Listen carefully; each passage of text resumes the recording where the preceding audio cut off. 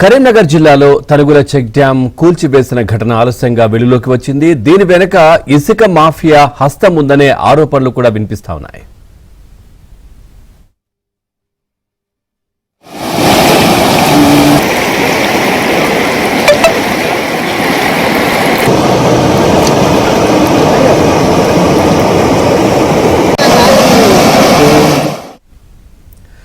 జమ్మికుంట మండలం తనుగుల శంభునిపల్లి మధ్య తెలంగాణ ప్రభుత్వం లక్షలాది రూపాయల ఖర్చుతో చెక్ డ్యాం నిర్మిస్తోంది.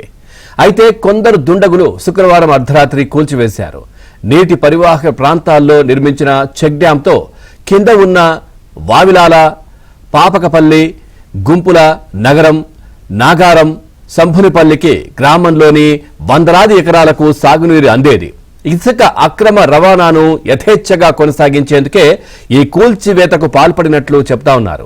గతంలో ఇదే తరహాలో ఆ విలాసాగర్ చెక్ డ్యాం నిర్మాణాన్ని సైతం కూల్చివేశారు. మరోవైపు తనుగుల చెక్ డ్యాం దానికదే కూలిపోయిందా లేదా ఎవరైనా కూల్చివేశారా అనే కోణంలో పోలీసులు దర్యాప్తు చేస్తున్నారు.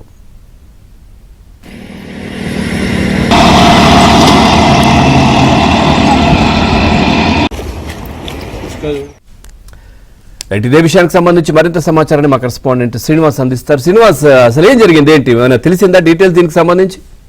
పవన్, దీనిపైన చెక్ డ్యాం కూల్చివేత లేదా కుంగిన ఘటన పైన ఇరిగేషన్ అధికారులు, రెవెన్యూ అధికారులు, పోలీసులు కూడా ఇప్పటికే దర్యాప్తు ప్రారంభించారు. ఎవరైనా గుర్తు తెలియని వ్యక్తులు ఇసుక మాఫియా సపోర్ట్ తో డిటోనేటర్లతో పేల్చివేశారన్న అనుమానాలు కూడా ఇప్పటికే వ్యక్తమవుతున్నాయి. 2023లో దాదాపు 23.5 కోట్ల వ్యయంతో మానేరు వాగులో ఈ చెక్ డ్యాం గుంపుల చెక్ డ్యాం ను నిర్మించారు. అప్పటి నుంచి దాదాపు 10-15 గ్రామాల ప్రజలకు, రైతులకు సాగునీరు, తాగునీరుతో పాటు భూగర్భ జలాలు పెరిగేందుకు ఇది ఉపయోగపడింది. అయితే అప్పటి నుంచి ఇసుక మాఫియాకు కొంత ఇబ్బంది, ఎందుకంటే ఇసుక తోడడానికి కొంత ఇబ్బందికరమైన పరిస్థితులు ఏర్పడ్డాయి. తాజాగా మానేరు డ్యాం లో ఈ చెక్ డ్యాం కుంగిపోవడంతో, మానేరు నదిలో ఈ చెక్ డ్యాం కుంగిపోవడం పైన అనేక అనుమానాలు అయితే వ్యక్తమవుతున్న పరిస్థితి కనిపిస్తోంది. దీనిపైన గ్రామస్తులు కూడా ఖచ్చితంగా ఇది ఇసుక మాఫియా పనే అన్న అనుమానాలు కూడా వ్యక్తం చేస్తున్న పరిస్థితి మనకు కనిపిస్తోంది. పవన్,